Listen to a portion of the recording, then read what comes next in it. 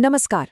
चलिए, आज भारतीय इतिहास के एक ऐसे दौर में चलते हैं जब देश ने पहली बार एकजुट होकर ब्रिटिश हुकूमत को एक जबरदस्त चुनौती दी थी। ये बात है 1919 से 1922 के बीच की, जब दो बिल्कुल अलग-अलग आंदोलन एक होकर एक ऐसी शक्तिशाली लहर में बदल गए जिसने साम्राज्यवाद की नींव तक हिला दी। तो सवाल यही उठता है कि भाई आखिर ये हुआ कैसे? कैसे एक मुद्दा जो पूरी तरह से राष्ट्रीय था और दूसरा जो अंतर्राष्ट्रीय था, वो दोनों मिलकर भारत के अब तक के सबसे बड़े आंदोलन का आधार बन गए? चलिए, इस दिलचस्प कहानी की परतें खोलते हैं। कहानी की शुरुआत होती है पहले विश्व युद्ध के ठीक बाद के भारत से। माहौल में एक अजीब सी बेचैनी थी, एक तनाव था। ऐसा लग रहा था कि जमीन एक बहुत बड़े जन आंदोलन के लिए तैयार हो रही है, बिल्कुल किसी बड़े तूफान से पहले वाली शांति की तरह। और फिर आया साल 1919, जो एक तरह का टर्निंग पॉइंट था। इस साल तक आते आते भारतीय समाज का लगभग हर तबका, हर कोई ब्रिटिश नीतियों से बुरी तरह नाराज और ठगा हुआ महसूस कर रहा था। चारों तरफ असंतोष की आग बस सुलग रही थी। अच्छा, इस गुस्से की एक नहीं कई वजहें थीं। सोचिए, एक तो युद्ध के बाद की महंगाई और टैक्स ने आम आदमी की कमर तोड़ दी थी। ऊपर से सरकार ले आई दमनकारी रॉलेट एक्ट, और फिर जलियांवाला बाग का वो क्रूर हत्याकांड जिसने पूरे देश को झकझोर कर रख दिया। जो थोड़े बहुत सुधारों की उम्मीद थी, वो भी पूरी नहीं हुई।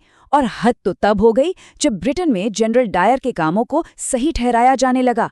ये सब मिलकर एक परफेक्ट स्टॉर्म जैसा बन गया था। तो इसी सुलगते हुए माहौल में विरोध की दो बड़ी धाराएं उभर रही थीं। ये दोनों अभी तक अलग अलग बह रही थी। एक थी खिलाफत की धारा और दूसरी थी स्वराज की मांग। और मजे की बात यह है कि इन दोनों आंदोलनों की जड़ें, इनका ओरिजिन बिल्कुल अलग था। खिलाफत का मुद्दा धार्मिक था, इंटरनेशनल था। इसका मकसद था तुर्की के खलीफा का सम्मान वापस दिलाना। वहीं दूसरी तरफ स्वराज की मांग पूरी तरह से राष्ट्रीय और राजनीतिक थी। लेकिन इन दोनों अलग अलग धाराओं का दुश्मन वो एक ही था, ब्रिटिश हुकूमत। और इसी एक कॉमन दुश्मन वाली बात को महात्मा गांधी ने पहचान लिया। उन्होंने इसे हिंदू और मुसलमानों को एक साथ लाने का एक सुनहरा अवसर माना। ये एक कमाल का रणनीतिक कदम था जिसने भारतीय राजनीति की दिशा ही बदल दी। खिलाफत आंदोलन बहुत तेजी से फैला। 1919 की शुरुआत में ही अली भंदुआ और मौलाना आजाद जैसे बड़े नेताओं ने खिलाफत कमेटी बना ली। अक्टूबर आते आते पूरे देश में खिलाफत दिवस मनाया गया और नवंबर तक तो गांधी जी को सर्वसम्मति से इसका अध्यक्ष चुन लिया गया। ये दिखाता है कि वो इस आंदोलन के सेंटर में आ चुके थे। तो सवाल अब ये था कि इन दो अलग अलग धाराओं को एक साथ लाया कैसे जाए? इसका जवाब मिला एक शब्द में, एक बहुत ही शक्तिशाली रणनीति में। और वो रणनीति थी असहयोग। असहयोग मतलब नॉन कोऑपरेशन। इसका सीधा सा मतलब था कि सरकार के साथ किसी भी तरह का सहयोग नहीं करना। ये एक अहिंसक तरीका था जिसमें सरकारी स्कूल, कॉलेज, अदालतें, कानून, हर चीज को शांति से नकारना था। ये ब्रिटिश राज की पूरी मशीनरी को ठप करने की एक सीधी और सरल योजना थी। और देखिए, ये सिर्फ एक आइडिया नहीं था, बल्कि इसके पीछे एक ठोस एक्शन प्लान था। लोगों से कहा गया कि वो अपनी सरकारी उपाधियां लौटा दें, बच्चे स्कूल कॉलेज जाना बंद कर दें, वकील अदालतों का बहिष्कार करें, विदेशी सामानों को जला दें और चरखे पर बनी खादी जैसे स्वदेशी सामानों को अपनाएं। इस पूरी योजना में और जान फूंक दी गांधी जी के एक साहसिक वादे ने। 1920 के नागपुर कांग्रेस अधिवेशन में उन्होंने घोषणा की कि अगर इस असहयोग कार्यक्रम को पूरी लगन से चलाया गया तो 1 साल के भीतर स्वराज मिल जाएगा। सोचिए जरा, इस एक लाइन ने पूरे देश में उम्मीद और जोश की एक जबरदस्त लहर दौड़ा दी। तो अब देखते हैं कि देश ने इस आह्वान पर क्या प्रतिक्रिया दी। ये आंदोलन अब कागज से निकलकर सड़कों पर आ चुका था और इसमें जनता की जो भागीदारी थी वो सच में अभूतपूर्व थी, अनप्रेसिडेंटेड। आंदोलन का असर जमीन पर साफ साफ दिख रहा था, खासकर इकोनॉमी पर। सिर्फ 1 साल के अंदर विदेशी कपड़ों का इंपोर्ट 102 करोड़ रुपए से घटकर सीधा 57 करोड़ पर आ गया, मतलब लगभग आधा। ये आंकड़े चिल्ला चिल्ला कर बता रहे थे कि बहिष्कार कितना सफल हो रहा था। और इस आंदोलन ने समाज के हर तबके को छुआ था। छात्रों ने स्कूल कॉलेज छोड़ दिए। सीआर दास और मोतीलाल नेहरू जैसे देश के बड़े बड़े वकीलों ने अपनी लाखों की प्रैक्टिस छोड़ दी। अवध के किसानों से लेकर असम के बागान मजदूरों तक, शहरी मिडिल क्लास से लेकर महिलाओं तक, हर कोई इसमें शामिल था। और सबसे अहम बात, मुसलमानों की इतनी बड़ी भागीदारी ने इसे एक सच्चा राष्ट्रीय आंदोलन बना दिया था।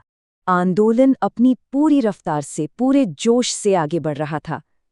लेकिन फिर एक ऐसी घटना हुई जिसने सब कुछ रोक दिया, एक झटके में।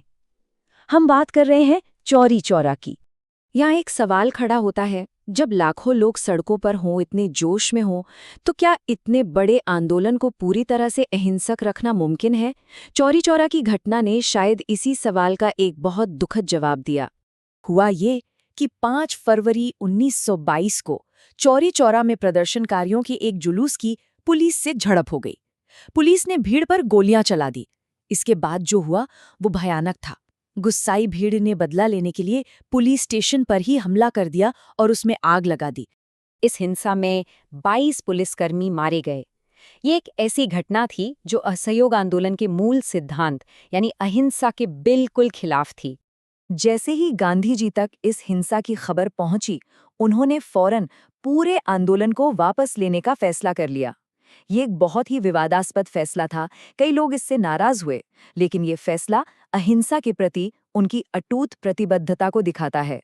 तो क्या यह आंदोलन असफल रहा या इसकी सफलता कहीं और किसी गहरी बात में छिपी थी? चलिए जरा इसकी विरासत का एक संतुलित मूल्यांकन करते हैं। तो इस आंदोलन का हिसाब किताब क्या रहा? अगर एक तरफ देखें तो हाँ, 1 साल में स्वराज का लक्ष्य हासिल नहीं हो पाया, खिलाफत का मुद्दा भी जल्दी खत्म हो गया। लेकिन दूसरी तरफ इसकी उपलब्धियां बहुत बड़ी थी। इसने पहली बार कांग्रेस को एक सच्ची मास पार्टी बनाया, लोगों के मन से अंग्रेजी हुकूमत का खौफ निकाल दिया और हिंदू मुस्लिम एकता की एक मिसाल कायम की।